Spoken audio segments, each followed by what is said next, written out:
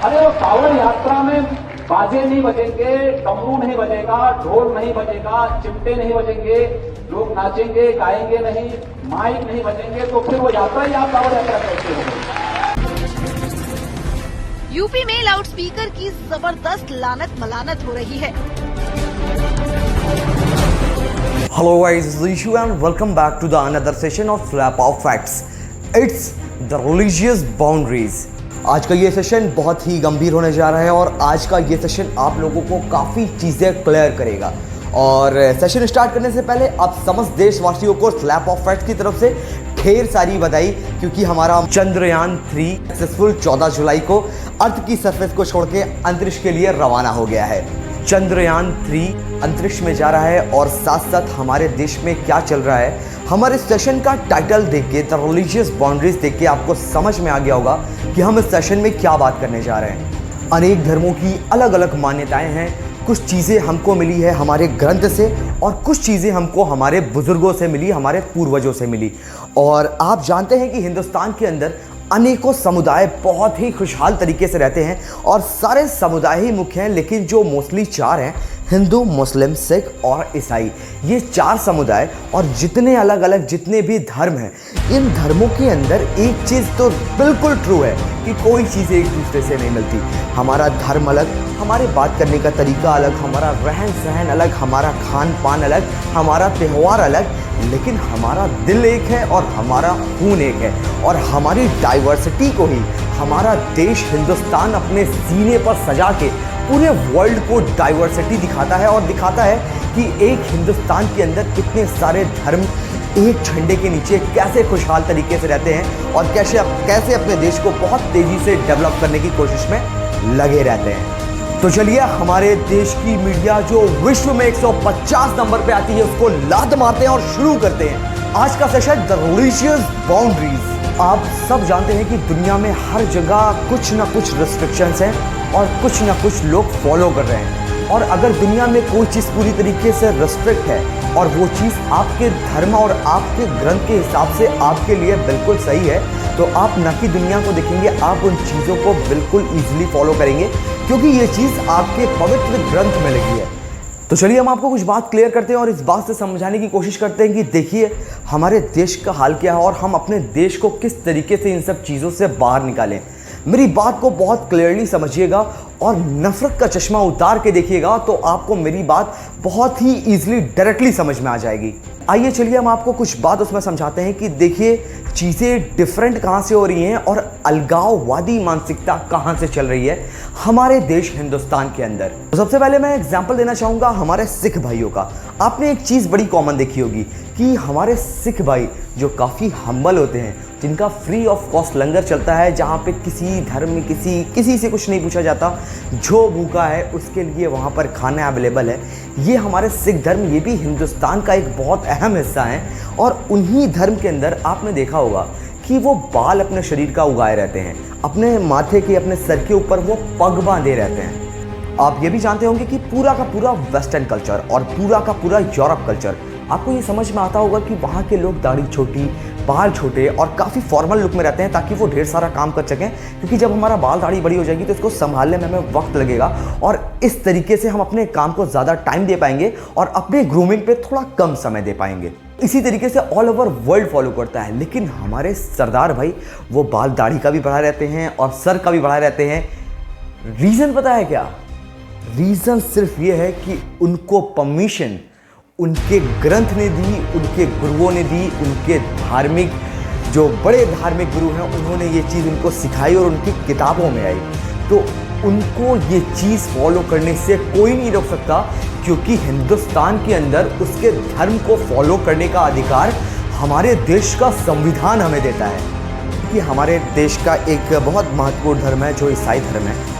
उस धर्म के अंदर एक चीज़ बड़ी कॉमन है कि वो लोग बहुत पीस को फॉलो करते हैं और हमारे देश के अंदर स्कूल बहुत अच्छे वो चला रहे हैं। लेकिन आइए उनसे एक चीज़ रिलेट करते हैं, जो बात मैं आपको समझाना चाह रहा हूँ वो आप तक पहुँचा पाऊँ। तो आपको पता ही होगा कि पूरे विश्व में शराब को किस निगाह से देखा जाता है। शराब यानी बेकार चीज़, जिस भी तरीके से देखा जाता है, शराब को कोई भी अप्रिशिएट नहीं करता।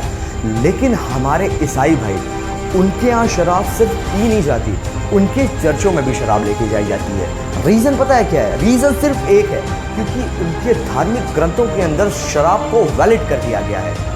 और जब उनके धार्मिक ग्रंथों में शराब को वैलिड कर दिया गया तो वो कॉमनली बिल्कुल शराब पीते हैं। इतना नहीं पीते कि पी के पियक्कड़ की तरह धुत हो जाए, बस फॉर्मेलिटी के लिए वो शराब भी पीते हैं। लेकिन ये चीज़ पूरी दुनिया के हर धर्म के हर पंथ के लोग ऑलमोस्ट गलत मानते हैं, लेकिन एक धर्म बिल्कुल गलत नहीं मानता, वो अपने चर्च में भी लेके जाता है। रीज़न पता है क्या है?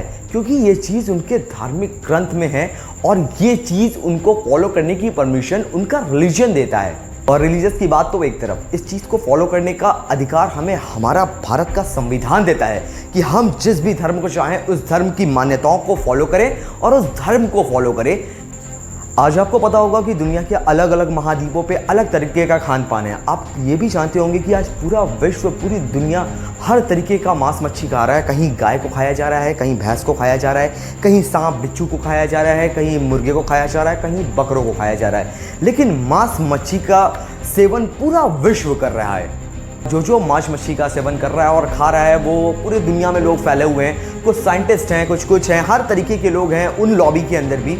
लेकिन हमारे देश के सनातन धर्म में मांस मच्छी बिल्कुल नहीं खाना है। क्यों?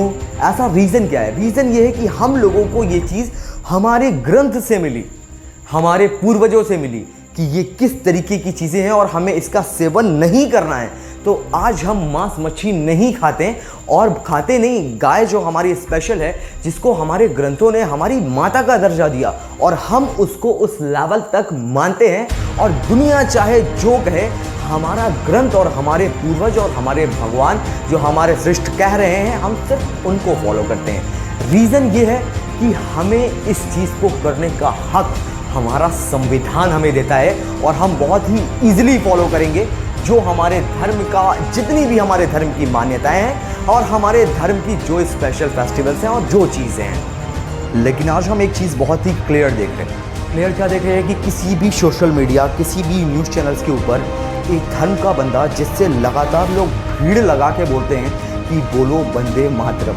और बोलो भारत माता की जय, और वो बार बार हाईलाइट करके बोलता है कि हमारी धार्मिक ग्रंथ और हमारी कुरान के अंदर इन चीज़ों को नहीं बोला जा सकता। हमारी धर्म इजाज़त नहीं देता कि हम किसी और चीज़ का जयकारा लगाएं अल्लाह को छोड़ के। ये उसकी धार्मिक ग्रंथ के अंदर लिखा है।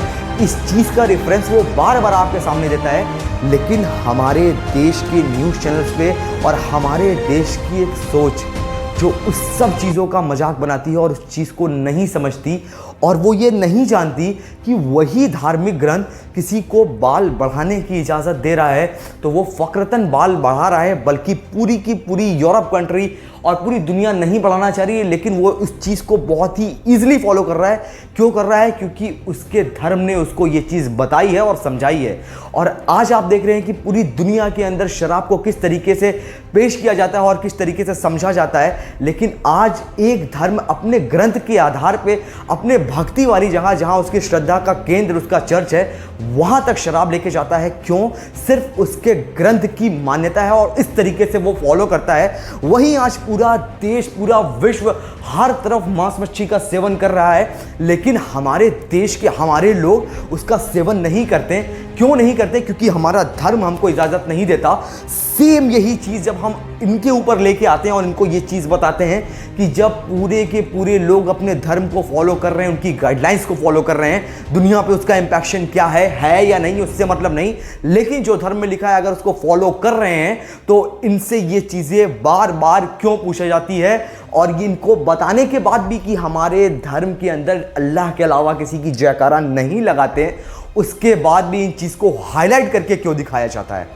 सभी का संवैधानिक हक है तो सब लोग उसको समझ रहा है, लेकिन जब यही हक की बात किसी मुस्लिम के लिए आ रही है तो उस चीज़ को क्यों नहीं समझा जा रहा है, उस चीज़ को क्यों मजाक बनाया जा रहा है। ये बात जो मैंने की, जो आप तक पहुंचाने की कोशिश की, इसमें कहीं मेरा मकसद ये नहीं कि मैं किसी मुस्लिम को या फिर सिर्फ मुस्लिम समुदाय को हाईलाइट कर रहा हूँ, ये बिल्कुल मेरा मकसद नहीं है। मेरा मकसद क्या है कि वो इंडियंस जो इंडिया को एक दिन विश्व में सुपर पावर बनते देखना चाहते हैं, वो इन तरीके की छोटी छोटी चुप हरकतों से छोड़ के छुटकारा पाके अपने देश को डेवलप करने के लिए आगे की सोचें और हमारे देश में नई नई इन्वेंशन करें। उनके लिए ये चीज़ बता रहा हूँ और इसलिए ये चीज़ बता रहा हूँ कि कल को हमारे देश के अंदर जब अशफाकुल्लाह खान जैसे लोग पैदा हों और हमारे देश के अंदर APJ अब्दुल कलाम जैसे लोग पैदा हों, तो उनको हमारे हिंदुस्तान की व्यवस्था पर शक न रह जाए। उनको ये समझ में आए कि हमने इस मातृभूमि में जन्म लिया है तो हमारा लेवल पूरे विश्व में उसी तरीके से दिखाया जाएगा जिस तरीके से यहाँ पे सबका दिखाया जाएगा। और फिर से एक राम और दूसरे रहीम के कंधे पे हाथ रख के लोग चलें। और एक बात और, ये गंगा जमनी तहजीब का जो मजाक उड़ाया जा रहा है खुलेआम सोशल मीडिया के ऊपर, इन लोगों को पहचानिए कि ये लोग कौन है, इनको फिक्स करके रखे रहिए, इनका स्क्रीनशॉट लिए रहिए। ये वही लोग हैं जो आगे चल के आपको समझ में आएगा कि माफ़ी मंगवाना क्या होता है और माफ़ी मांगना क्या होता है। लेकिन आज का जो वक्त है, जो हमारे भ्रष्ट नेता और हमारी तबाह पत्रकारिता 150 नंबर के विश्व में, वो कुछ भी हो जाए हमारे देश के मुस्लिम भाइयों के ऊपर इल्ज़ाम लगा रही है, उसका रीज़न समझिए। चाहे वो ट्रिपल तलाक हो जाए, चाहे वो हिजाब हो जाए, उनको देश की डेवलपमेंट के टॉपिक से कोई मतलब नहीं रह गया। उनको टॉपिक से मतलब क्या रह गया कि देखो ट्रिपल तलाक गलत है, देखो हिजाब गलत है। एक ज़माने से हिंदुस्तान के अंदर ये सारी चीज़ें होती चली आई। 2017, 18, 19 के बाद हमें समझ में आया कि ये चीज़ें गलत है। और जो एक सदी से होता चला आ रहा है, जिसके पहले कितने सारे प्रधानमंत्री देश के अंदर बने और कितने सारी गवर्नमेंट देश के अंदर आई, लेकिन उन लोगों को ये चीज़ नहीं समझ में आई जो आज हमारे देश के भ्रष्ट नेता और तबाह पत्रकारिता को समझ में आ रही है कि 150वें नंबर की गिरी हुई पत्रकारिता अपने नेशनल टेलीविज़न पे बैठ के पूरा का पूरा एजेंडा प्रोग्राम चला रही है और इस तरीके का बुलेटिन चला रही है जो आपके सामने बहुत ही इजीली विस्तारण होता होगा। क्या नफरत फैलाई जा रही है? नफरत ये फैलाई जा रही है कि कुछ भी हो जाए, बात सामने आती है कि ट्रिपल तलाक गलत है, कुछ भी हो जाए हिजाब गलत है। ये इस तरीके का माहौल है। इसके एल्गोरिदम को समझिए कि ये क्या डिफाइन कर रहा है आप लोगों के सामने। अचानक से क्या होता है कि हमारे देश के लोगों को अजान से प्रॉब्लम होने लगती है। अजान तो एक ज़माने से हो रही है, अचानक से ऐसा हमारे देश के अंदर क्या होता है कि लोग को अजान से प्रॉब्लम होने लगती है। और आज से अजान नहीं हो रही है, जब से हम आज़ाद हुए, आज़ादी के पहले भी जो रास्ता हर ज़माने से अजान आ रही है। अचानक से ऐसा क्यों होता है? अचानक ऐसा क्यों होता है कि हमें दिक्कत होने लगती है कि सड़क पे बैठ के नमाज नहीं पढ़ना? अचानक से ऐसा क्यों होता है? एक ज़माने से ये चीज़ होती आ रही है, लेकिन इधर 2-3 साल के अंदर ये चीज़ें इतनी ज़्यादा ट्रेंडिंग में क्यों चलती है?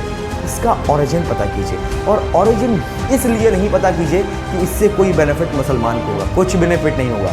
अगर आपके दिमाग में, हमारे दिमाग में ये चीज़ें क्लियर पहुँच गई तो इससे उसका नुकसान होगा जो हमारे भारतवर्ष के पैरों में कांटे वाली जंजीर बांध के पीछे खींच रहा है। जो भारत दौड़ते हुए आगे निकलना चाह रहा है, उसमें ये छोटी छोटी कांटे वाली बेड़ियां बांध के वो पीछे खींच रहा है और भारत को उसकी प्रगति से रोक रहा है। हमारे समस्त भारतवासियों को नीलकंठ गंगाधर का ये पावन महीना सावन मुबारक हो और सबके ऊपर नीलकंठ गंगाधर जी का आशीर्वाद बना रहे, ये हमारी मनोकामना है। और बात सावन की हुई है तो सावन के साथ एक चीज़ आपको और मैं ट्रांसपेरेंट क्लियर करना चाहता हूँ। बस आप वो लोग जो इंडियंस हैं, जो इंडिया के लिए डेवलपमेंट सोचना चाहते हैं, वो चाहते हैं कि इंडिया आने वाले वक्त में विश्व का सुपर पावर बढ़े, सिर्फ उसके लिए जिनको निगेटिविटी ही फैलानी है वो वीडियो को यहीं रोके और अभी से चला जाए। लेकिन जो लोग इंडिया की प्रगति सोचते हैं उनके लिए बस इस बात को फील कीजिए कि सावन चल रहा है। सावन में आप देखते होंगे कि पूरे हाईवे का एक साइड बंद हो जा रहा है। हम जिस शहर में रह रहे हैं उस साइड बंद हो जा रहा है। क्यों बंद हो जा रहा है? क्योंकि हमारे भाई बंधु जो कावड़ लेके निकलते हैं उनके पैर में ज़र्ब लगी रहती है, चलते हैं, दौड़ते हैं, कंधों पे उनके कावड़ होता है और लेके आते हैं महादेव के दर्शन के लिए। तो उनको रास्ते में कोई बाधा नहीं होनी चाहिए। उनके लिए जगह जगह पानी और सारी इंतज़ाम हम लोग कराते हैं। क्यों कराते हैं? ताकि वो श्रद्धालु हैं, उनका जो दिल है वो भोलेनाथ बाबा से जुड़ा हुआ है और वो बड़े क्यूरियोसिटी तरीके से इतनी दूर का 1-1 किलोमीटर का सफ़र करके पैदल आ रहे हैं और भोले बाबा का दर्शन पाने जा रहे हैं। लेकिन पूरा का पूरा हाईवे, पूरा रोड, हर जगह हम उनको उनकी जगह देते हैं। क्यों देते हैं? क्योंकि वो डिज़र्व करते हैं, क्योंकि वो इतनी मेहनत कर रहे हैं और हम डाइवर्स मुल्क में रहते हैं। लेकिन जब बात नमाज की आती है तो 5 मिनट, 10 मिनट, 15 मिनट, 20 मिनट नमाज के लिए यातायात ठप होने लगता है, ट्रैफिक डिस्टर्ब होने लगता है। एक बार आप खुद समझिए अपने तरीके से, क्योंकि अभी ये सारी चीज़ें उनके साथ हो रही हैं, किसी अपोजिट के साथ हो रही हैं, तो शायद देखने में मज़ा आ रहा है।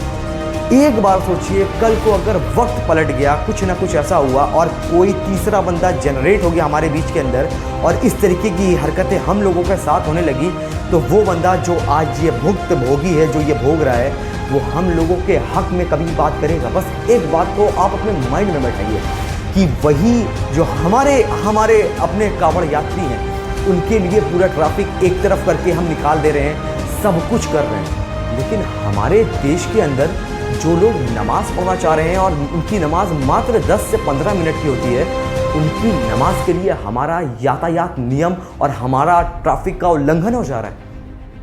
एक सोच, सिर्फ एक सोच जो काम कर रही है हमारे दिमाग पर, एक सोच जो काम कर रही है हमारे भारत के विकास को रोकने में, एक सोच जो हमारे पूरे के पूरे भारत के लोगों में नफरत खोल रही है, एक सोच जो हमें ये तो दिखाती है कि दुर्गा पूजा हो, रामनवमी हो, हम डीजे लगाते हैं, हम बजाते हैं, हम जुलूस निकालते हैं, हम सब करते हैं, जिससे हमें किसी से भी कोई दिक्कत नहीं होती। हम सारे लोग इसको फुल्ली इंजॉय करते हैं, होली पे डीजे बजाते हैं, हम अच्छे से इंजॉय करते हैं और हमारा पर्व है। लेकिन एक 5 मिनट की अजान पर हमारे लोगों के अंदर ये चीज़ कहाँ से उत्पन्न हो गई कि उनको अजान से प्रॉब्लम होने लगी? एक सोच, इस सोच को समझिए। इस सोच ने पहले ही भारत का बहुत बड़ा नुकसान किया है और ये चीज़ दोबारा भारत में आ रही है। मेरे अकेले के करने से और अकेले के कहने से कुछ नहीं होगा, हमें हमारे इंडियंस भाइयों का साथ चाहिए जो इन चीज़ों की औकात है, जो इनकी वैल्यू है ना 2 कौड़ी की, उनको वहीं सीमित रखे, उनको सर पे, उनको दिमाग के अंदर ना लेके आए। इस तरीके के जोकर अपना सर्कस दिखाते रहेंगे, उनको बताते रहेंगे।